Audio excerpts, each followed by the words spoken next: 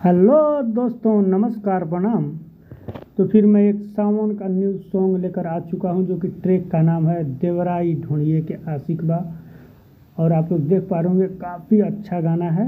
अगर किसी भी भाई को ये गाना पसंद आए तो आप गा सकते हैं। बस कमेंट ज़रूर करें कि ये सॉन्ग को मैं गाऊंगा और अपना लिंक ज़रूर भेजिएगा। देवघर जाते दुआरी होई, देवघर जाते दुआरी होई, जान हमर भोला के पुजारी होई, जान हमर भोला के पुजारी होई।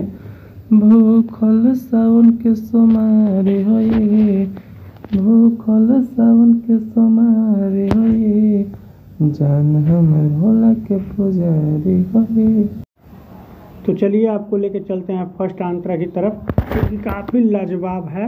और आप लोगों को जिनमें से भी अच्छा लगे तो प्लीज़ आप सबसे रिक्वेस्ट है, इस गाने को गाइए, बढ़िया से बढ़िया तरीक़ा से गाइए, अच्छा से अच्छा स्टूडियो में रिकॉर्डिंग कराइए।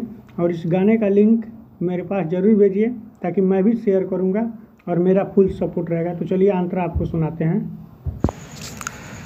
बोलेली बम हरी आजल लेले भरी, जपेली राउर नाम के, कठिन बा डगरिया आसुया पहरिया, बना देहि बिगड़ल काम के। बोलेली बम हरी आजल लेली भरी, जपेली राउर नाम के, कठिन बा डगरिया आसुया पहरिया, बना देहि बिगड़ल काम के। पल पौआ में छाला रमा हो रमा, लागे ऊपर से बहरी घमा हो घमा। बड़ी सुकुआर मोर प्यारी होई, जान हमर भोला के पुजारी होई, जान हमर भोला के पुजारी होई। भूखल सावन के सोमारी होई, भूखल सावन के सोमारी होई, जान हमर भोला के पुजारी होई।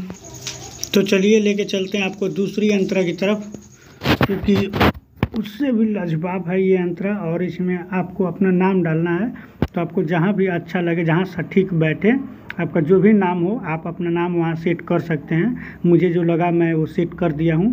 तो चलिए मैं आपको दूसरा अंतरा सुनाता हूँ।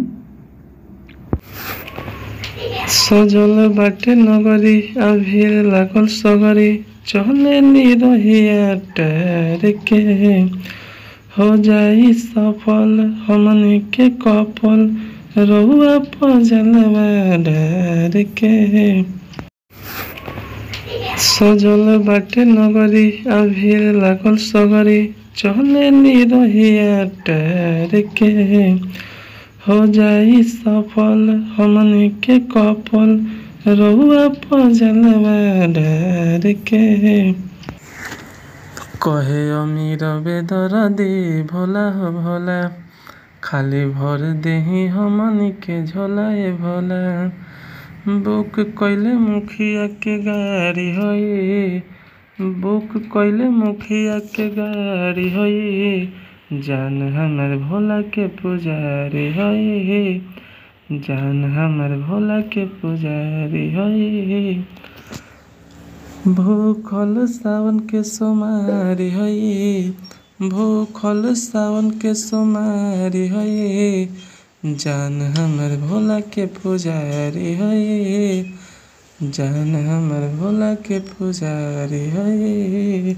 मेरे द्वारा अपलोड किया गया सॉन्ग आप लोगों को कैसा लगा? अगर आप लोगों को थोड़ा भी अच्छा लगा हो तो आप सब कमेंट ज़रूर कीजिए। और ये मेरा कॉन्टेक्ट नंबर है, आप देख पा रहे होंगे स्क्रीन पे। तो इस नंबर पे आप संपर्क कर सकते हैं। अगर इससे भी नया नया गाना लिखवाना हो, इससे भी अच्छा गाना लिखवाना हो, तो आप एक बार मुझसे कांटेक्ट ज़रूर कीजिए और मेरे कांटेक्ट नंबर पे कॉल कीजिए। तो जय हिंद, जय भारत। फिर मिलते हैं नेक्स्ट वीडियो में। तो चलिए।